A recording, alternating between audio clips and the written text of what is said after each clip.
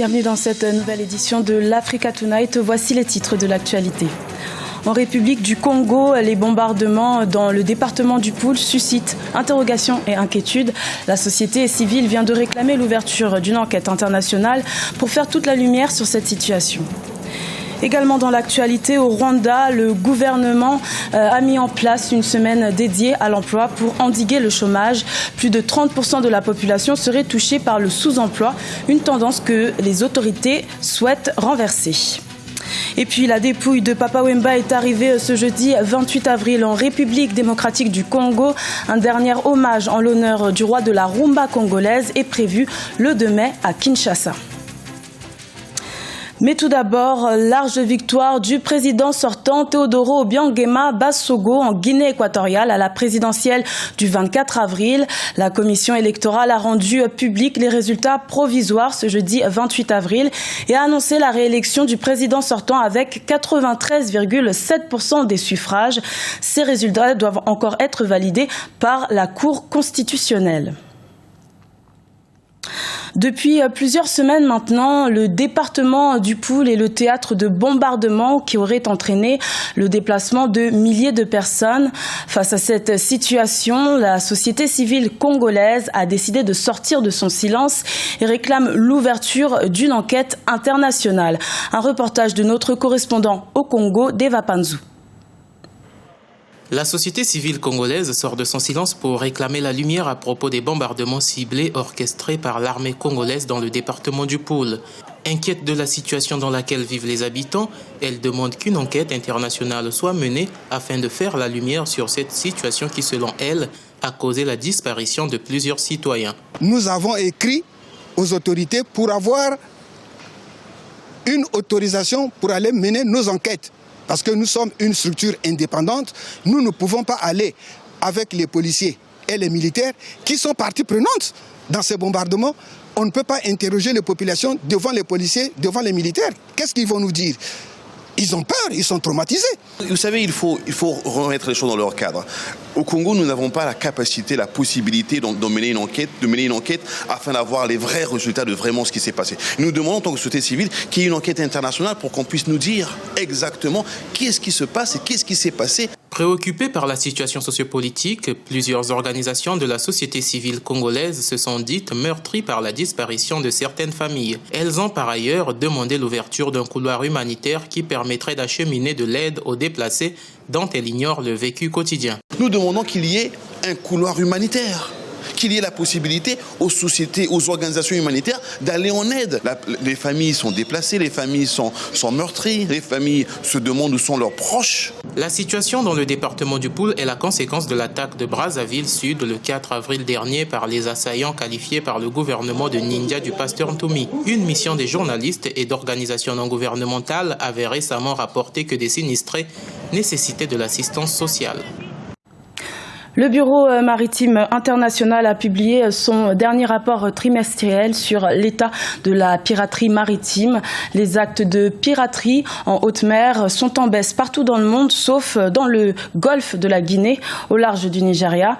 Une situation qui interpelle les États de la région. Ceux-ci veulent renforcer et garantir la sécurité du littoral. Siamlo Victoria Seji. Situées dans le golfe de Guinée, les frontières maritimes nigérianes sont confrontées à de sérieuses incursions de pirates.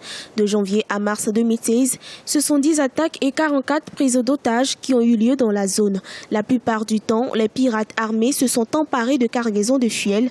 Pour des analystes, les raisons sont à chercher dans l'absence d'un dispositif sécuritaire adéquat. Par ailleurs, la montée en puissance du Nigeria peut avoir largement favorisé la récurrence des actes de piraterie dans le golfe de Guinée. C'est une opportunité pour nos militaires, spécialement pour nos marins, de montrer qu'ils ont le contrôle de leur domaine maritime, qu'ils en ont le pouvoir. C'est aussi un très bon moyen de promotion de la diplomatie maritime. De nombreux analystes sont unanimes quant aux résolutions à prendre par les États pour lutter efficacement contre la piraterie maritime. Pour assurer la sécurité de leurs côtes, les États devraient conjuguer leurs forces pour une gestion efficiente des eaux. We've done several others and we are doing more. Nous devons rester confiants. La solution au phénomène de l'insécurité sur les côtes nigérianes n'est pas loin. Il faudrait aussi une étroite collaboration entre les États de la sous-région, comme ce fut le cas avec la Côte d'Ivoire. Il y a également le cas de Sao Tomé et Principe. C'est un bel exemple qu'il faudra pérenniser. Selon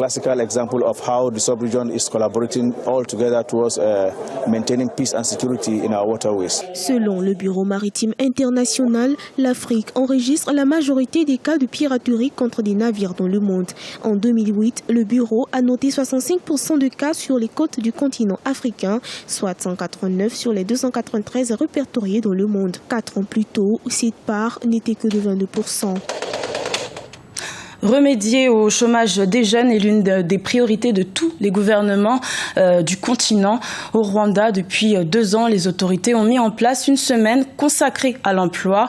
Dans ce pays, le sous-emploi touche plus de 30% de la population et environ 14% des diplômés. Un reportage de notre correspondant, Oliva Diakotan.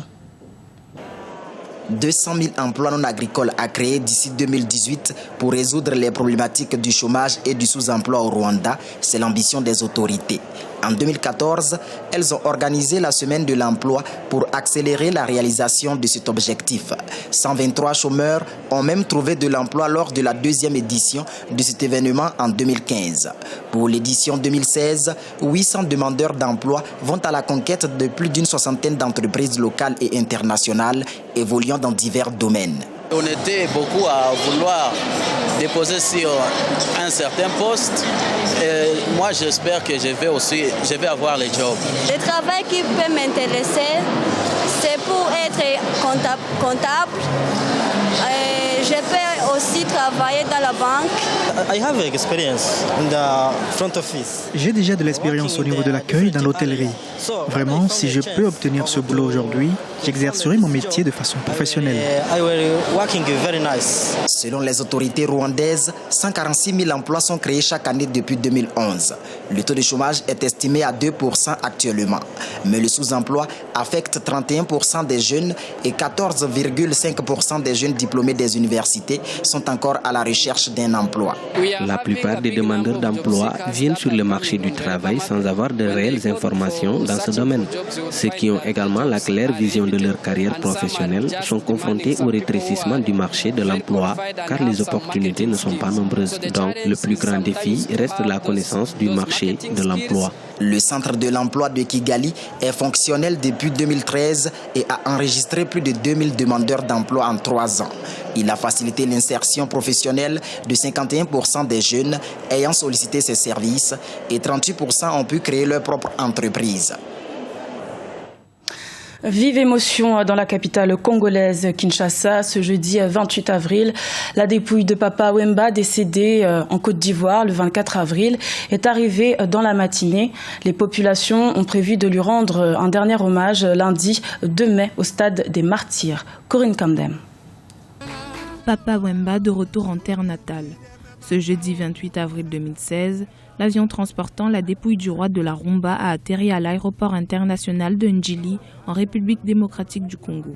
La veille de son départ d'Abidjan, capitale de la Côte d'Ivoire, le peuple ivoirien a tenu à rendre un grand hommage au roi de la Rumba sur la scène du festival d'Anoumabo, où il a livré sa dernière performance. Lors de cette grande veillée artistique, une centaine d'artistes africains se sont succédés sur cette scène pour saluer la mémoire et l'œuvre de Papa Wemba. Cette place où il est tombé sera baptisée la place Papa Wemba. Nous avons décidé cela avec les notables du village d'Anoumabo parce que c'est une place qui va rester gravée dans la mémoire de tous les jeunes d'Anoumabo. Si l'annonce de sa mort a été reçue comme un choc, elle a contribué à rassembler l'Afrique autour de cet homme qui faisait à l'unanimité la fierté de son continent. Il ne mourra jamais parce que ce qu'il a laissé comme œuvre est extraordinaire et magnifique et magique.